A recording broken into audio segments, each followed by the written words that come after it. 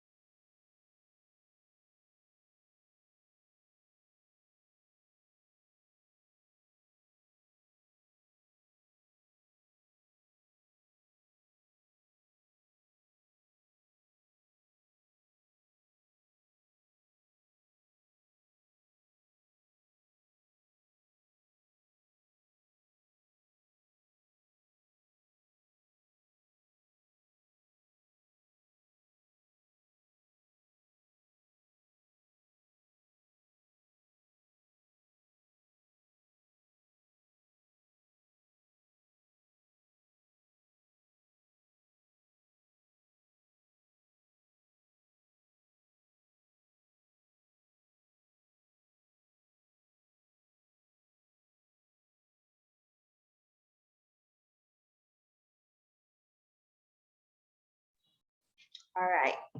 So let's start our webinar. So hello, everyone. Welcome to our webinar, Stand Out in the Startup Scene in Southeast Asia. I'm Alexa. I'm a business development manager at PR Newswire, and I'm thrilled to have the panelists here today with us to share some of the insight for Vietnamese startup to shine in the region toward the investor and the media. And before we proceed further, so I would like to share some of the housekeeping matter. So today's webinar will comprise of the panelist discussion and Q&A session. So the webinar will be recorded and shared after today's session. And if you have any question, feel free to put them in the chat box and we would love to hear your feedback. So do complete the feedback form at the end of this session. All right, so let me introduce you guys to our today's panelists. So I'm really honored to have Matthew here with us as a moderator. So he has 25 years of experience in advising businesses with international practice and international needs. And to give you a more comprehensive view, we got Eric here from Antler to share his insight from investor lens. And we also got Jack from Matmo, an Irish e-biker maker in Vietnam. And his startup has successfully raised 10 million in funding. Congrats to you. And finally, we got Marissa, our PR communication strategist, will help to share her experience to drafting an appealing story for startup to boost your regional awareness. So let's not get you waiting. I will leave the stage to our host, Matthew. Alexa, thank you very much and great to be here and welcome everyone to today's webinar.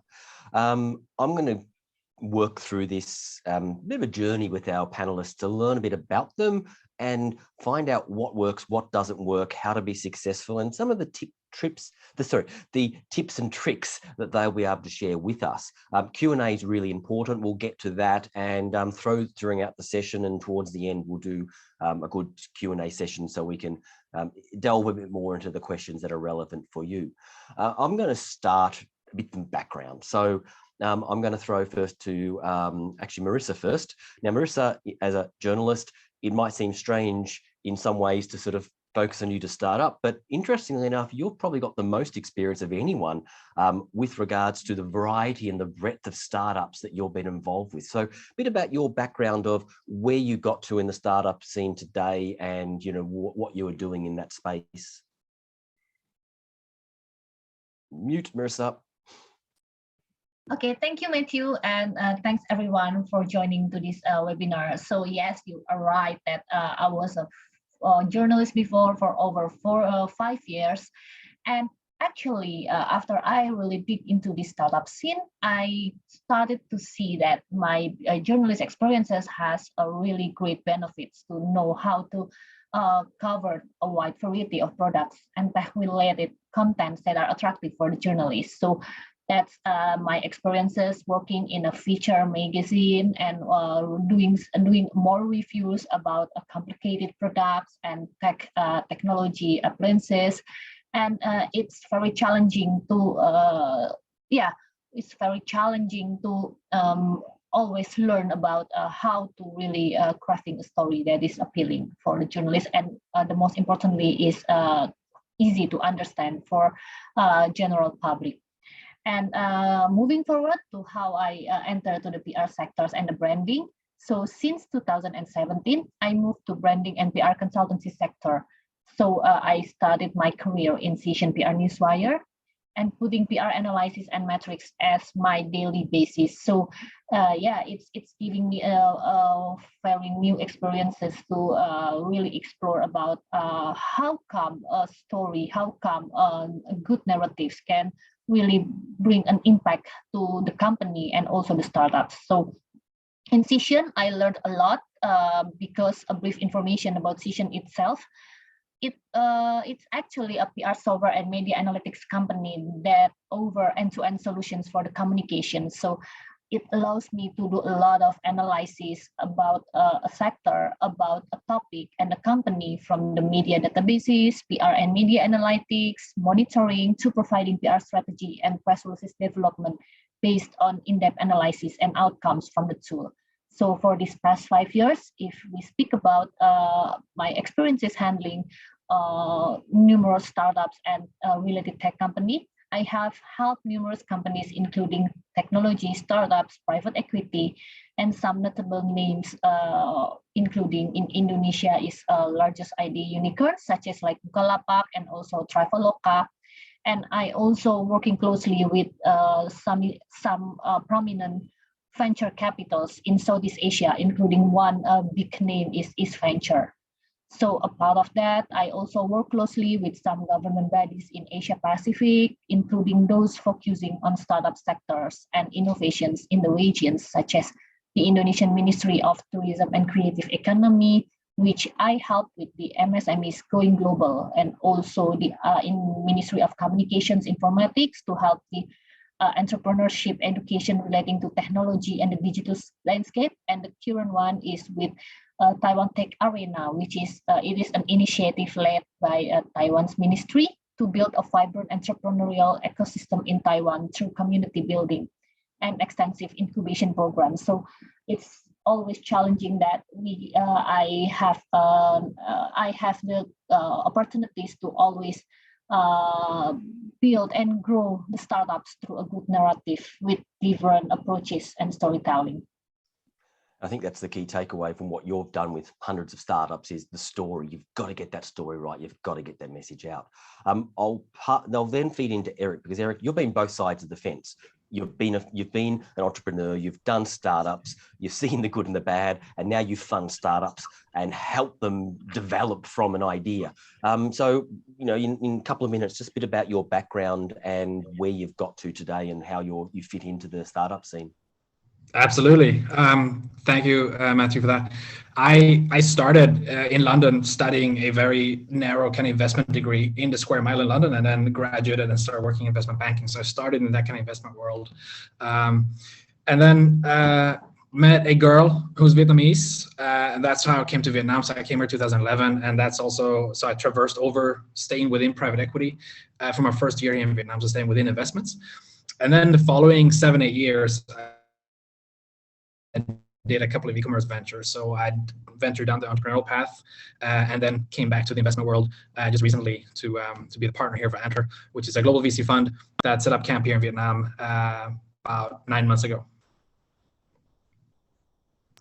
Thank you. And we'll explore some of the journeys, because that setting up a VC fund, particularly sort of really early stage, and filtering through, and some of the experiences will be really worthwhile of where to start, where not to start in if you have an idea, which feeds into Jack. Jack, you're an entrepreneur. You haven't been the other side of the fence. You've been bootstrapping and running and ideas, and you've got traction. You've got somewhere now. A bit about the story, your Modmo, where you've got to, but just, you know, leading up to that, of how you ended up being an entrepreneur and doing some fundraising to get to where you are now. Yeah, I started off as a passionate cyclist, mountain biking mainly, then started my first bike company when I was 16, having bikes produced in China, and I was selling them locally in Ireland. And then I think around 2019, I was taking a trip to China, actually, to check out one of the factories. Somebody recommended I come here to Vietnam to see a super high-tech robotics factory. And kind of after seeing it, I decided I'd settle down here and try build a close partnership with kind of some of the key suppliers. And yeah, I guess COVID happened. We ended up building the entire business out of Vietnam. And actually today, 2 years ago, is when we launched and gathered a huge amount of traction, which is, yeah, kind of led us through to, we've got 60 people today in maybe 5 or 6 different countries. As you mentioned, raised $10 million. We had kind of pre-sold 1,000 bikes before we had actually developed them. So this will be our first year in mass production. And yeah, we're now actually this week, I think on Monday, we produced more bikes in one day than we did in the 2 years previous to that. So yeah, it's good that things are finally ramping up now. Things are real now. So, and that's part of that journey. And Eric, to get people on that journey, you've been through there, and you're seeing in front of you every day now, people with ideas and dreams. What would you tell someone who came to you and says, Eric, I've got an idea? What's the first discussion with them to sort of put them on the right track, to see if they're dreaming, see if there's something of substance behind there that it's worthwhile pursuing? Where do you start the discussion? I just had a discussion earlier today. So we're interviewing candidates now for the second program of Antler already. And first question for me, usually, why are you passionate about this problem that you're solving, right? Being an entrepreneur, Jack can tell you this, it's not always that sexy. It's not always that fun. There's a 99% is darkness and misery. And then you have the 1% is when you manage to raise that $10 million and have a little bit of a closing party, and then it's back to work, right? So if you're not passionate about it, then it's really hard to go through that marathon, because it really is a marathon. It's not a sprint, right? So entrepreneurs that see, there's a lot of Axie kind of replicas now in the market, that they've seen the success of Axie. They also want to build a unicorn. It's great. We try to steer people towards a real problem they want to solve, as opposed to me too kind of entrepreneurs or ventures. So for me, question number one is always, what are you passionate about? What is the problem you're passionate about solving? And Marissa, so one of the things that we see, and from Eric talking about, is sort of having a passion. Sometimes we see people have so many ideas and products, and they sort of push things out and they do things. How do people make sure that what they are passionate about is understood and actually meets a need, and is not just lost in the market, or it's just seen in the wrong way? It actually is perceived in the right way, so it can get traction, it can get investment. How do they maximize that sort of their products, they're explaining their journey, explaining their solution? So actually, in terms of how we should map out our product and tell it to our audiences, the first thing we need to do is actually we need to really understand what is the aim of our product, and also who is the market that we are targeting. So it's not only we consider about where are they located, or maybe things like the demographics, but we really need to dig really deeper about what are the pain points that are facing with the product. So that's when we can capture the emotional value of the product, and we can give the solutions to our audiences, our markets, instead of just announcing that, hey, we have a product. That will be a really good benefit for us to really creating an impact through our products. So that's the most important thing that we really need to dig as the pre-branding, pre-product launching for our audiences, is really know about what are the pain points that we are going to solve with our products, and make sure that we emphasize that through the story, saying like not only the press releases, but we need to give a better education for our markets about the value, about the sector, about the trend that we are going to emphasize into the product, such as like with the expertise sharing or thought leadership articles, something like that. We really need to map out the storytelling into the story. Perfect. And Jack, does that fit with what you went through when you were sort of had the dream, the product, and then push it out to market? Is that does that sort of correlate? Some sort of interesting different views here from someone doing the promotion side, the solutions, and then someone actually delivering the product and raising the money. So does that match what Marissa said? Does that sort of correlate with the journey you went on with your product, Jack? Yeah, I think somewhat. I mean, when we started, we were kind of, say, way ahead of the market. Like the market didn't really exist when we started building the product. But I guess by the time it was built, I think it was, it was clear then the market did exist. We had product market fit, and I guess there was big demand at that time. Didn't some of the Vietnamese manufacturers tell you you're crazy? Because no one's going to buy it? Yeah, still to this day, when I talk to a Vietnamese venture capitalist, they're like, "Oh, $3,000 for a bicycle? You should make motorbikes." For sure. So leading on that, how did you convince the market to raise your money? And obviously, you raised yours outside of Vietnam. You've got Antlers does it, and Eric does it a different way, and it's sort of inbound, but it's not limited to where you are. So you raised your money outside Vietnam with the main business centered on Vietnam, but you're exporting globally in effect. How did you actually sell your product to the investors? So in the beginning, we couldn't raise money. I was like pitching everybody. No one was really interested. But I mentioned I came to Vietnam and found this great factory, and I convinced them to make me one free sample. And with that sample, then I knew I needed to show that there was demand. So, I got a friend with an iPhone to shoot a video. We said, here's our rough prototype. If you pre-order a bike, you can fund the product development. And that was actually how we funded the company. So we got 1,000 pre-orders for our bike. Within 100 days, we had like €1 million received, with a further €1 million to be received once we started delivering the bikes.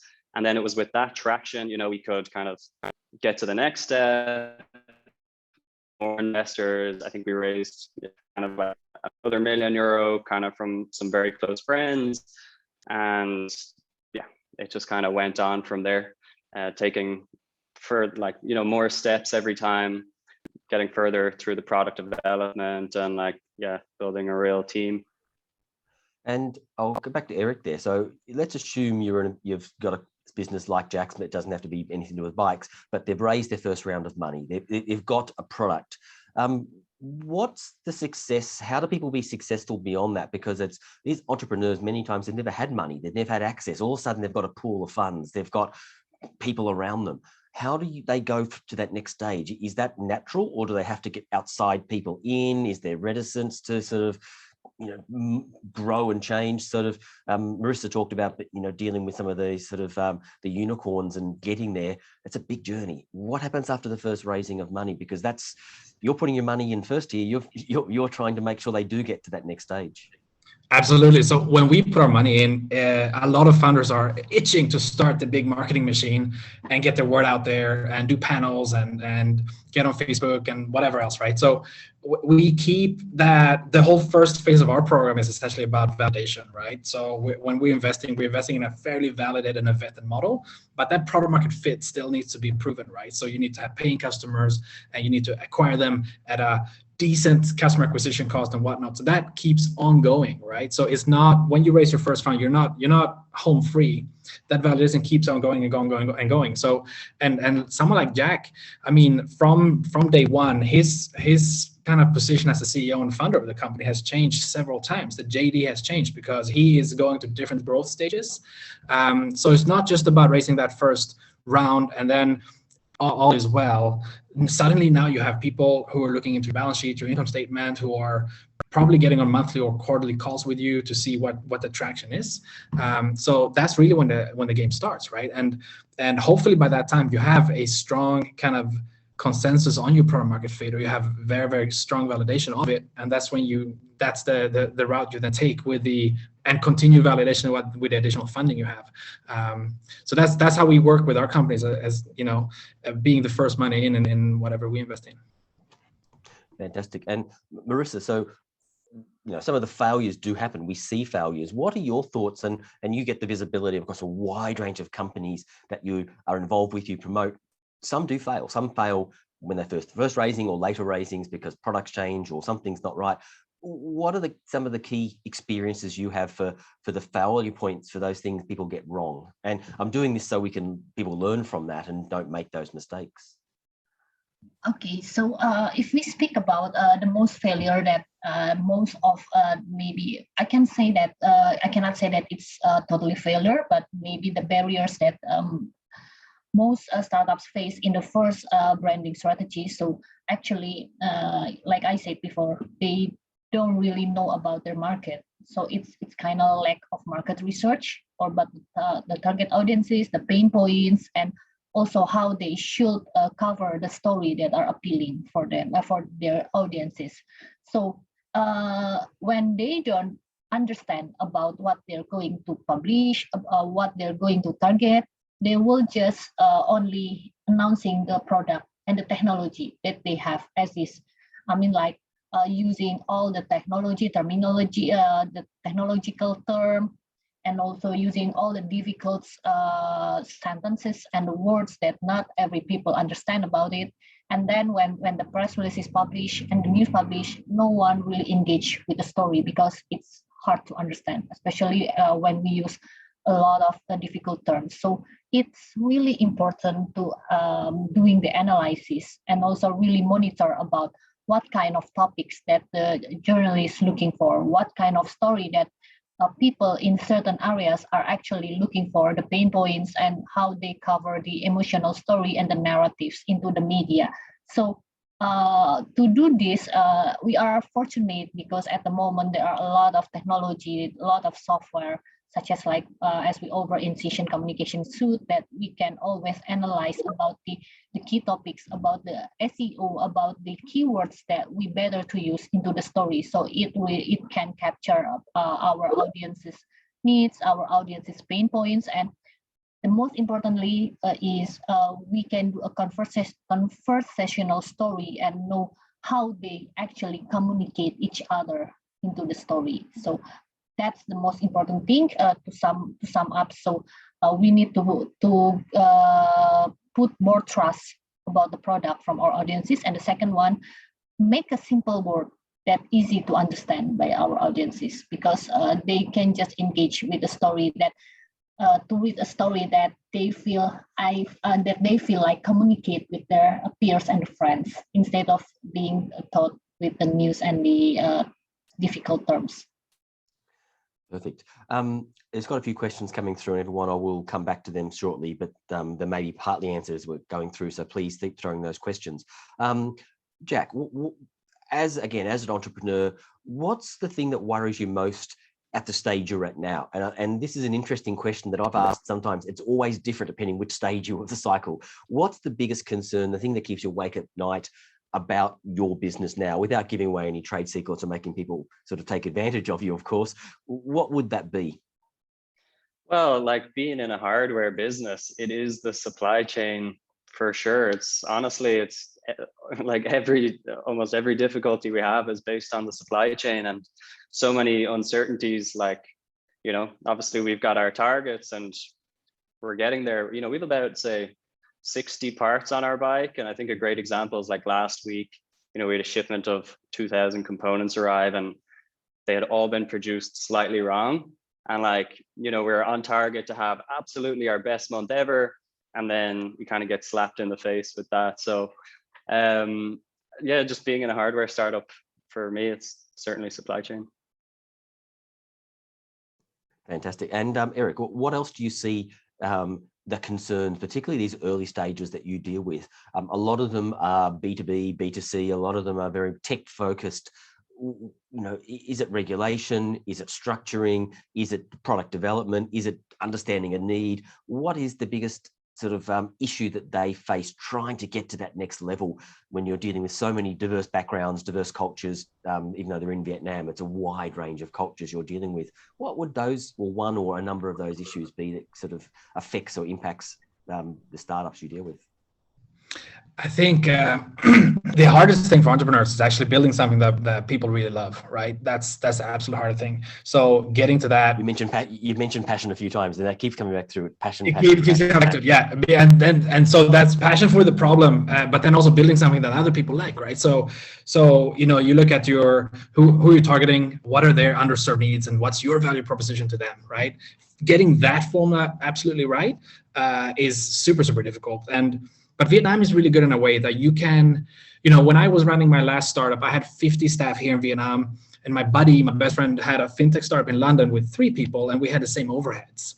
And I told him, I can't believe you're starting a fintech company in Mayfair with that rent, crazy. And he was like, I can't believe you have 50 people. That's crazy, right? But for me, Vietnam is more about you can try and fail, quick and easy.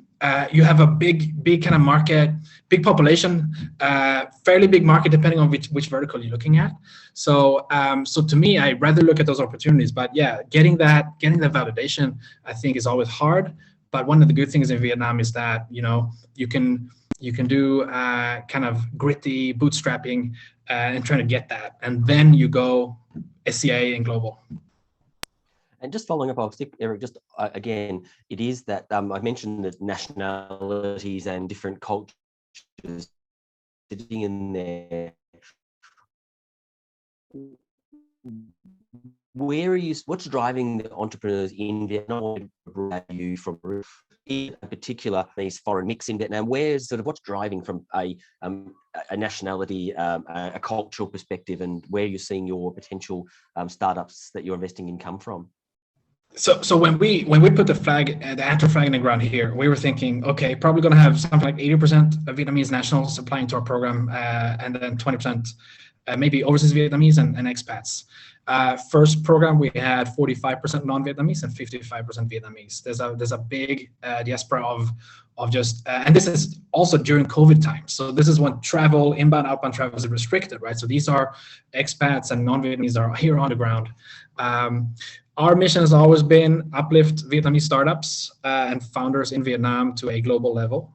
So in terms of getting that culture right, I think anyone who is wanting to execute in Vietnam needs to get the culture right, both in their own culture setting, vis-a-vis the market, but also within the company itself. So we go through that as well in the program. How do you set the tone for your culture in the company? Because that's going to color your hiring and color so many things on how you progress as a company.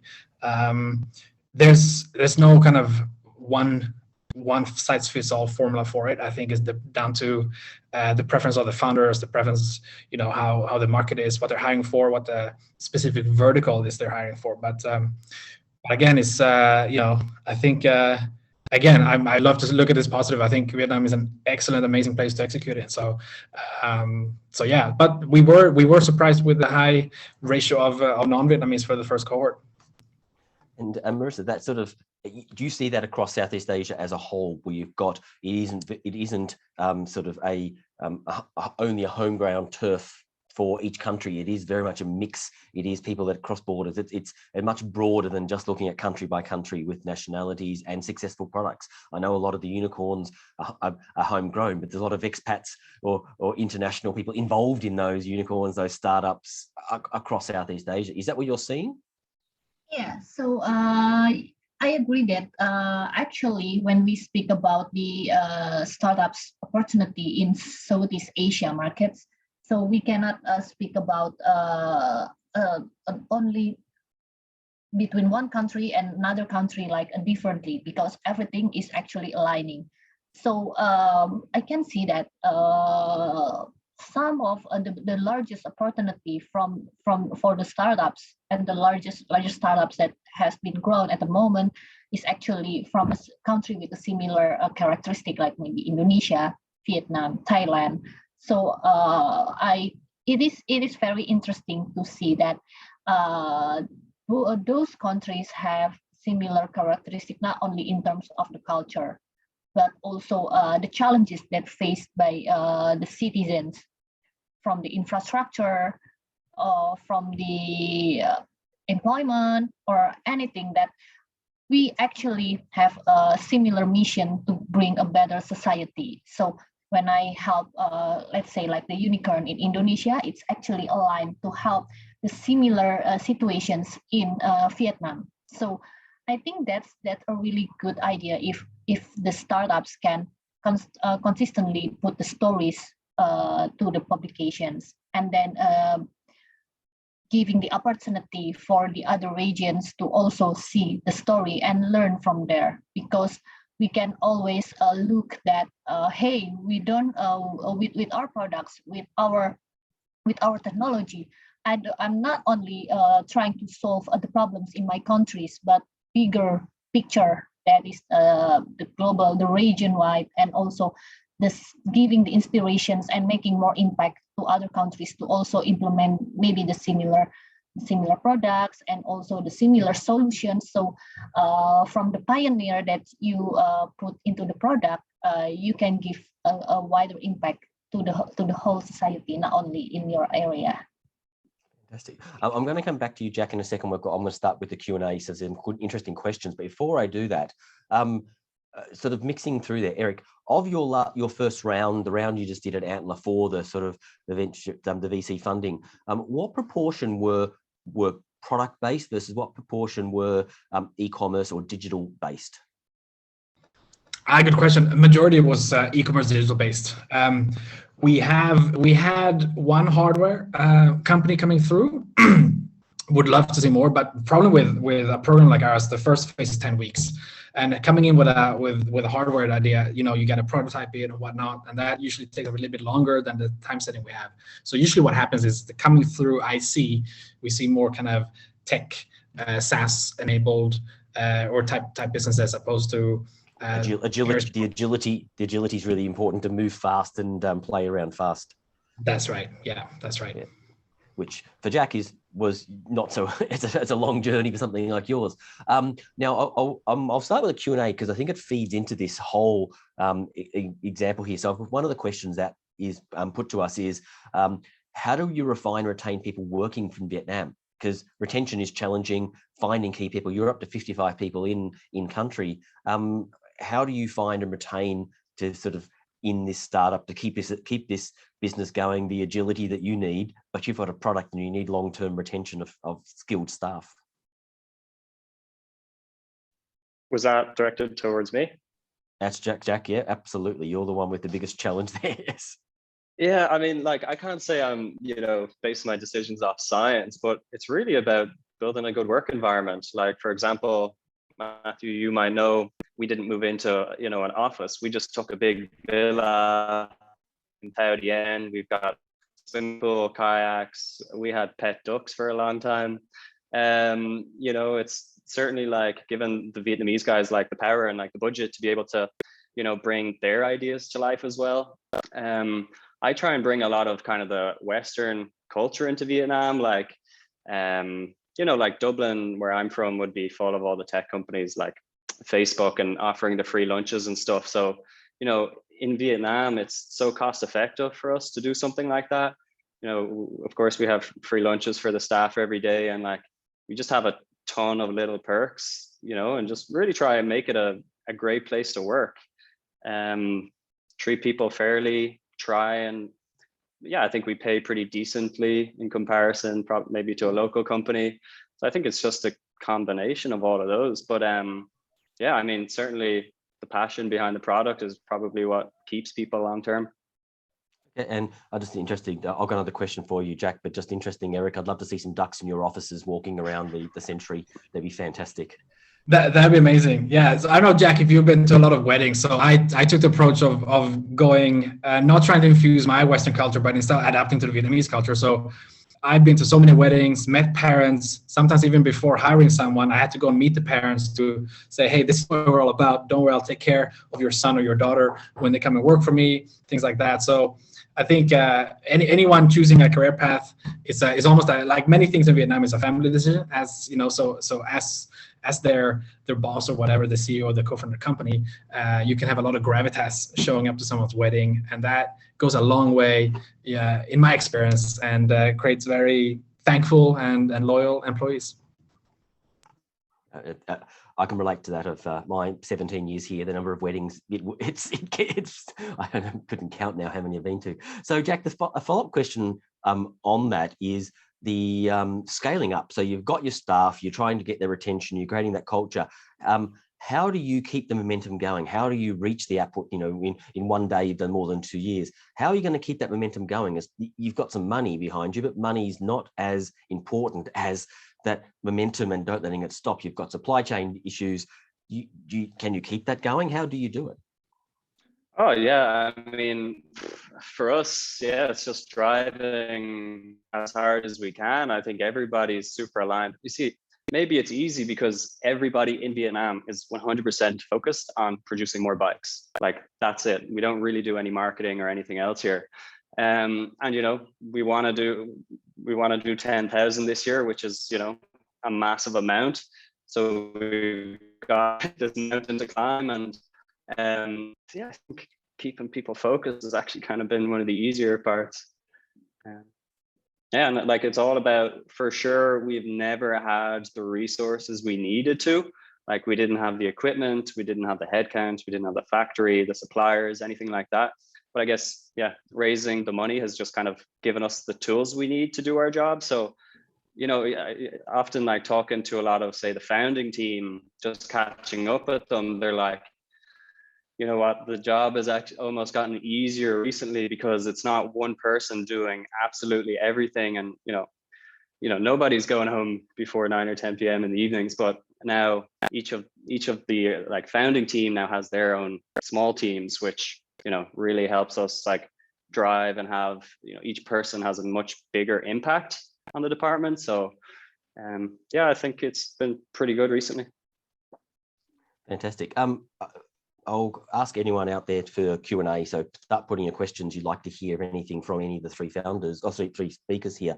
I'm going to start some questions that was given to me is, and I might ask Marissa, but I'm actually interested in Eric and Jack, your thoughts is, what do you do? What can, as a startup, to sustain the halo effect? So quite often you sort of, it works, you're in the press, you're there. How do you sustain that? So you've got your funding, you've got your first stage. What are the keys to sustain that? Marissa, if you want to throw at that first, and then we can, I'm interested in everyone's opinion on that sort of, that sustaining longevity. Yeah, okay. So actually, I think the goal and the objectives are quite similar for every startups when we speak about how I can sustain with the investment and everything, which is we aim to attract the investors with our product and our technology and what we are going to launch. But the thing is, sometimes they don't aware that the most important thing here is actually to put the marketing and the branding strategy, because to convince the investor, to convince people to trust more to our product, we need to announce more about our product and the progress. So actually, the investors need to be convinced with proof, and getting your products and progress announced everywhere is the best proof that we can provide to our investors and any potential investors out there. So sometimes they only rely on specific big news, such as I will send the press releases when I close this investment, when I got the funding, when I close with this certain of money. So actually, a part of the investment and the figures announcements, we actually need to put a more consistent story, so people will not forget about what we're going to say, what we're going to launch, and also what actually who we are. So it is important to always map out the storytelling to emphasize your startup's competitive advantages by showing how your innovations have created the significant changes as well to society. So things like a story with social impacts, also the thought leadership stories. So yeah, this is actually what I do as well when I help with a lot of startups and also the MSMEs that actually very new with the product and the technology, but want to getting known out there. Yeah, regardless that they want to increase the user or maybe to get attract more investors. The consistent storytelling is a key to really capture the attention for your audiences, because you cannot say that, hey, my product is really good and people will trust us. No, that is not how it works. We need to put it step by step and put trust in a more sincerity, that people will see that we are not only a product, but we are the problem solver for them. So Eric, I'll throw it back to you then. What have you seen in your various personal running startup and growing it to investing? How do you get past that first round of funding, the halo effect, and sustain that? What would you recommend? I think it comes down to just keep improving the product, right? So as we talked about before, it's very alluring to be out in the press and do the Forbes interviews and whatnot, and do all the interviews and focus more on kind of the media management, the PR, as opposed to focus on actually building your company and growing the business, right? So as Jack knows, right, when you're CEO, his focus is building the business as opposed to just developing the product itself, right? So managing everything around that. So for me, maintaining that halo effect is essentially by continuously just keep delivering to your customers, because that will be much more powerful than any interview, any TV spot that you can do. Perfect. I actually have another story. I'm going to hit this with Jack to start with a question. So Ms. Yang's asked a question that stories of failures where you thought entrepreneurs would succeed but were wrong. Now, this can be a generic or a specific one, and I'll go to the specifics. But one of the things, there was a discussion previously that we've had, Jack, and you were sort of talking about one of the key parts of failure. What would be the failure when but individuals? How do you see, what have you seen in your time that you thought people would succeed but they don't? Yeah, well, so I guess I've kind of lived through this myself, Matthew, and I guess my view was always like, as the founder, you only fail when you give up, right? Because so many times we ran out of money, this deal fell through, so often so many things go wrong. So it was like, I guess, yeah, my experience is more dealing with myself and like kind of just keep fighting, keep looking for solutions, really, because what can stop you? From what you've said before, it's often it's the person. If they lose interest, then a lot of it is this individual. It's very personal. It's based on people, and it's not just putting money into a project. You're backing a person. So Eric, what are some of the failures you've seen where you've gone up? That person, either a colleague or someone you've been parallel with your own business, going, that person's going to make it, and they don't. What lessons do you have from that? Oh my God, 80% is attitude, Matthew. I think even looking through the funnel when we recruit these founders into the program, there's founders that are on paper are, home run. And we think, my God, this person's going to go through all the way, easy shots through IC, through demo day, whatever. And then they might not work as hard as everyone else. They might come in with a little bit of an ego. They might spin their wheels. They might take a few weeks to even onboard feedback from the enter team and from advisors and from speakers we have.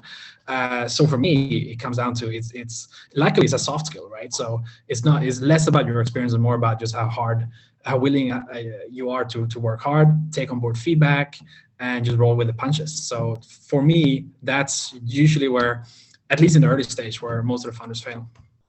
So the attitude, as you say, is the key. So Marissa, with the right attitude, do you see serial entrepreneurs? Is that how people become serial entrepreneurs? You find someone with the right attitude, people will back them and back them consistently. Is that sort of a story that you see regularly?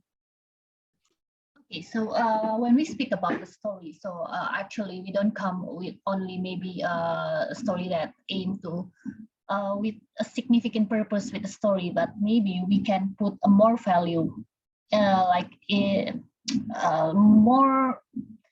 can put the trend more into the story, and also we can put more analysis about how we should cover, we can say we want to profile the founders, not only about the figures and how great the company are, but also the background story, the history, the emotional, the narratives, and the human interest that we can put into the story as well. Because I believe that everyone will be very interested and will be very engaged if reading a story that is related to them. So we have to try to always relate our story about what the people feels about maybe our products or maybe the our technology. And in this case, it's really important that we should put a lot of analysis and also the research to really know about their audiences again. So yeah, actually that kind of story that we can put more flexibility, not only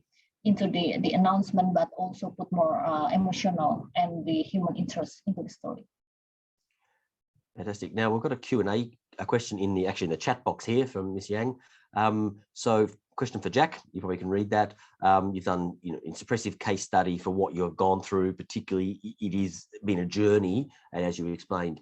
Talk about the pandemic and any growth tips, anything that you would sort of learn coming out of the pandemic and having to do things in a sort of very constrained way without being able to travel, without being able to really do what you would have done prior to pandemic of just running around and knocking on doors and seeing people and all that touch feeling across borders.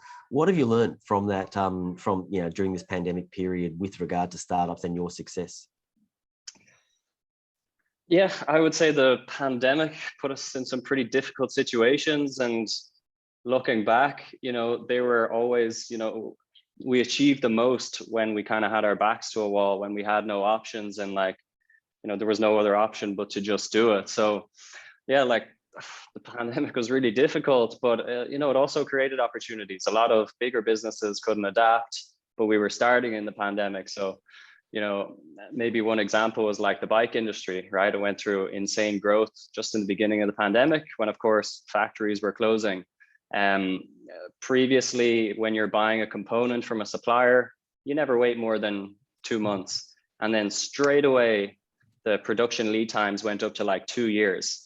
So while a lot of the big bicycle brands, just couldn't grow, they couldn't produce more bikes, we just took a completely different approach and we started designing our own parts, not going to a bicycle factory, going to a motorbike factory, so that we didn't have all these scaling issues where we're relying on other people. So there's a ton of things like that where, when you think logically, oh, maybe it won't work, or you talk to somebody and they say, no, that won't work, but actually just like doing it. That was kind of a big learning for me, is like, even if people say it won't work, you just got to do it your way and try your best. And sometimes results are pretty good.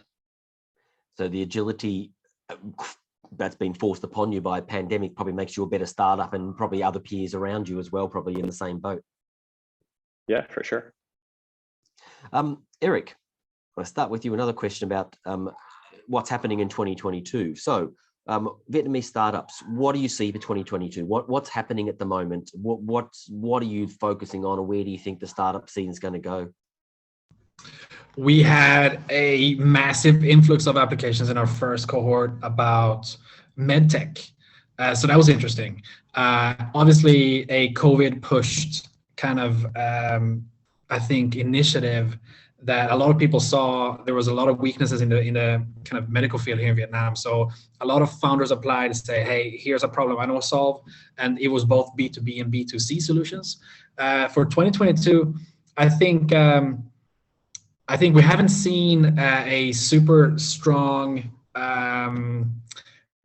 trend yet. There's still a lot of edtech. People love edtech here. A lot of gaming founders that apply to the program.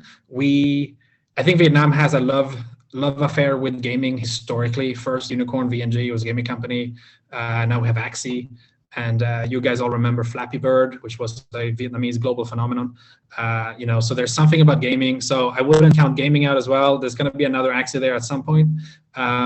There's a lot of gamification. So we see a lot of gaming founders want to apply their skills, in an edtech setting or something else. That's also interesting.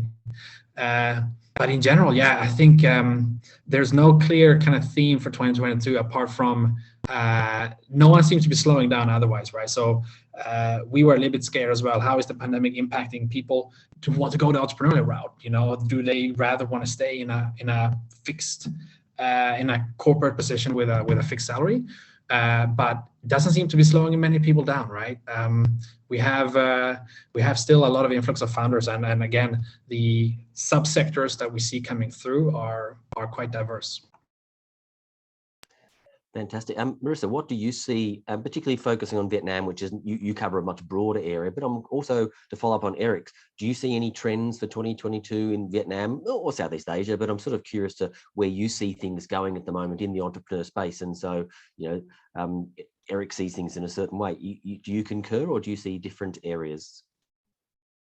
So what I see actually will lead to a significant growth for the startups, including in Vietnam, is how more startups will put a more focus on the social impact into the product and the technology that they offer. So it's not only targeting about for business and also for just only certain audiences in certain area, but it's a more wider impact that they want to achieve. So for example, in Indonesia, I will give an example that I think this is very related to the case in other Southeast Asia market with a huge population as well, that we want to not only bring up an impact through our product and the technology from our startups to the population that is the majority like that we can see, but we want to engage more into those that are neglected. We will give more a better lives, a better solutions, and also a better technology, so everyone will get the same benefits to it. So for this community, the kind of sectors that will bring that will dominate the market, that I can see the trend of back then from maybe end of last year is things like logistic, transportation, because it gives a solution to a wider market in not only in the big city, but for other neglected population and also the area. So it's interesting where you've got entertainment, you've got needs, and there's two different streams there that both have value, and I think they cross over quite a bit. I've got another question. I'm not sure who wants to answer this, but I'm interested in different views. So another question where you've got a company that's been around quite a while. It is, in recent times, it's created a product that is innovative and new, but they've been around a while, financials aren't strong, and they want to push themselves in a startup mode because of the product, the innovation they've now got. Is it possible to raise money as a startup being around a while? Is it something, do you have to reinvent yourself? How should that company go about that? So it's a question from the audience. I don't know, Eric or Jack, if you want to have a go, or Marissa. So it's an interesting question. Sure. I'm assuming here, and that financials is not very strong, is that the top line is not growing as fast as it could do, right? So then you come down to the statement here in the question that great product. Okay, if the product is great, then are you approaching the market in the wrong way? Are you targeting the wrong customer group? So it comes back to that validation, right? So definitely possible to raise funds, but I think there might be needing some kind of calibration and maybe a small pivot to really hit that stride and hit that hockey stick growth. And that's something, you know, when you find the right investor, they should be able to help you with that.